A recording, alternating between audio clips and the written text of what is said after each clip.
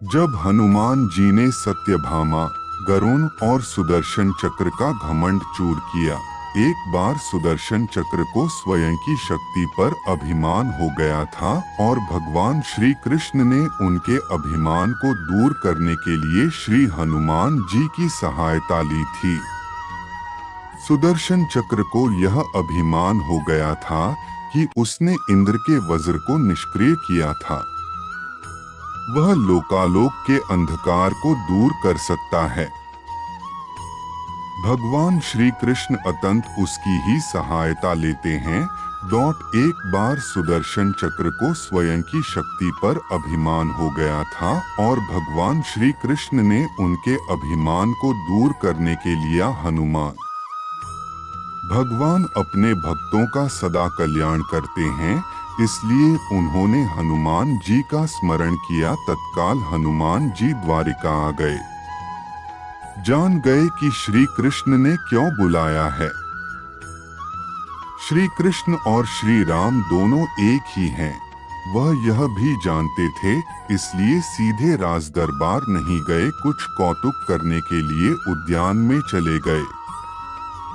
वृक्षों पर लगे फल तोड़ने लगे, कुछ खाए, कुछ फेंक दिए। वृक्षों को उखाड़ फेंका, कुछ को तोड़ डाला तथा वाटिका को वीरान बना दिया। फल तोड़ना और फेंक देना हनुमान जी का मकसद नहीं था। वह तो श्री कृष्ण के संकेत से कौतुक कर रहे थे। बात श्री कृष्ण तक पहुंची। किसी वानर ने राजोद्यान को उजाड़ दिया है। श्री कृष्ण ने सेनाध्यक्ष को बुलाया, कहा, आप सेना के साथ जाएं तथा उस वानर को पकड़कर लाएं। श्री कृष्ण मन ही मन मुस्कुरा रहे थे।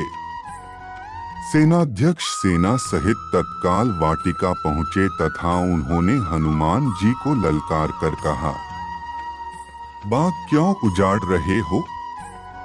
फल क्यों तोड़ रहे हो? चलो, तुम्हें श्री कृष्ण बुला रहे हैं। हनुमान जी ने सेनाध्यक्ष से कहा, मैं किसी कृष्ण को नहीं जानता। मैं तो श्री राम का सेवक हूँ। जाओ, कह दो मैं नहीं आऊंगा। सेनाध्यक्ष क्रोधित होकर बोले, तुम नहीं चलोगे तो मैं तुम्हें पकड़कर ले जाऊंगा। हनुमान जी ने सेनाध्यक्ष को पूंछ में दबोचकर दूर राजमहल की तरफ फेंक दिया। सेनाध्यक्ष ने दरबार में पहुंचकर भगवान को बताया, वह कोई साधारण वानर नहीं है। मैं उसे पकड़कर नहीं ला सकता। श्री कृष्ण ने हनुमान जी को कहलवा भेजा कि आपको श्री राम बुला रहे हैं तथा सुदर्शन चक्र को आदेश दिया, हे सुदर्शन जी, द्वार पर रहना, कोई बिना आज्ञा अंदर न आने पाए तथा अगर कोई बिना आज्ञा के अंदर आने का प्रयास करें तो आप उनका वध कर दें।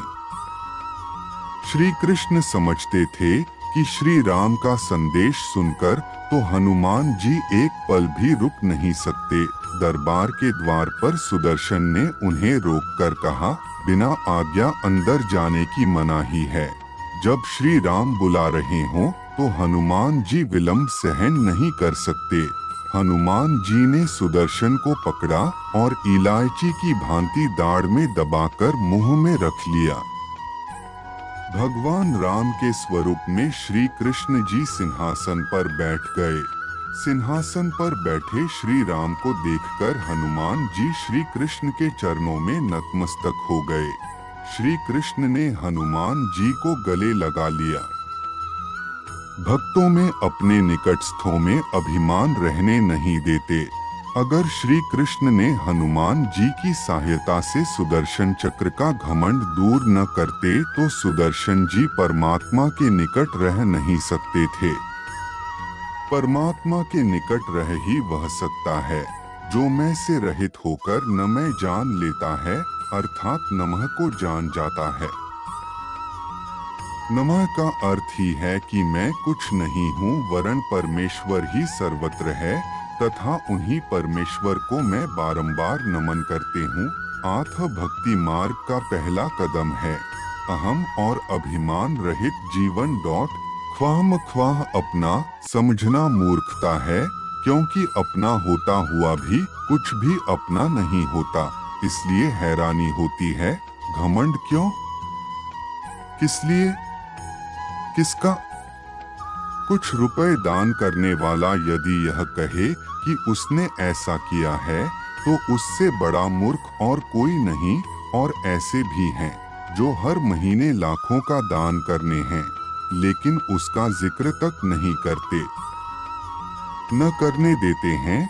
वास्तव में जरूरतमंद और पीड़ित की सहायता ही दान है, पुण्य है। ऐसे व्यक्ति पर सरस्वती की सदा कृपा होती है।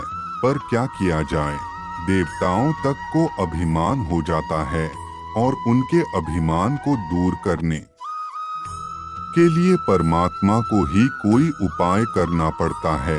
गरुड़, सुदर्शन चक्र तथा सत्यभामा को भी अभिमान हो गया था और भगवान श्री कृष्ण ने उनके अभिमान को दूर करने के लिए श्री हनुमान जी की सहायता ली थी।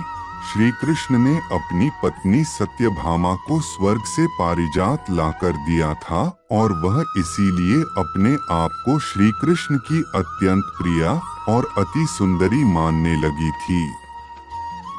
सुदर्शन चक्र को यह अभिमान हो गया था कि उसने इंद्र के वज्र को निष्क्रिय किया था। वह लोकालोक के अंधकार को दूर कर सकता है। भगवान श्री कृष्ण अतंत उसकी ही सहायता लेते हैं। श्री कृष्ण ने अपनी पत्नी सत्यभामा को स्वर्ग से पारिजात लाकर दिया था और वह इसीलिए अपने आप को श्री कृष्ण की अत्यंत प्रिय और अति सुंदरी मानने लगी थी। सुदर्शन चक्र को यह अभिमान हो गया था कि उसने इंद्र के वज्र को निष्क्रिय किया था। वह लोकालोक के अंधकार को दूर कर सकता है। भगवान श्री कृष्ण अतंत उसकी ही सहायता लेते हैं। गरुड़ भगवान कृष्ण का वाहन था। वह समझता था भगवान मेरे बिना कहीं जा ही नहीं सकते, इसलिए कि मेरी गति का कोई मुकाबला नहीं कर सकता। भगवान अपने भक्तों का सदा कल्याण करते हैं।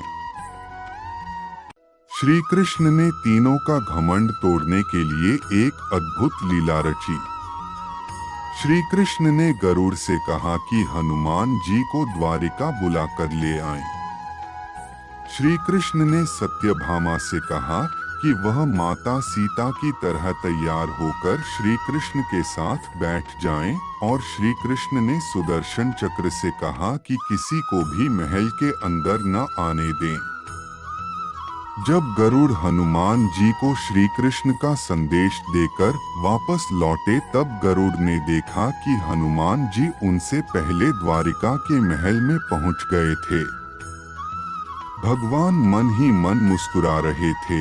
वे जान रहे थे कि उनके इन तीनों भक्तों को अहंकार हो गया है और इनका अहंकार नष्ट करने का समय आ गया है। ऐसा सोचकर उन्होंने गरुड़ से कहा कि हे गरुड़, तुम हनुमान के पास जाओ और कहना कि प्रभु श्री राम माता सीता के साथ उनकी प्रतीक्षा कर रहे हैं।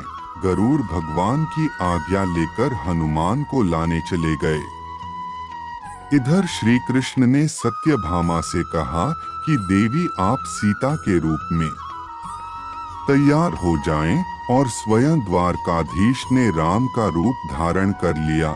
मधुसूदन ने सुदर्शन चक्र को आज्ञा देते हुए कहा कि तुम महल के पहरा दो और ध्यान रहे कि मेरी आज्ञा के बिना महल में कोई प्रवेश न करे। भगवान की आज्ञा पाकर चक्र महल के प्रवेश द्वार पर तैनात हो गए। गरुड़ ने हनुमान के पास पहुंचकर सारी बात बताई।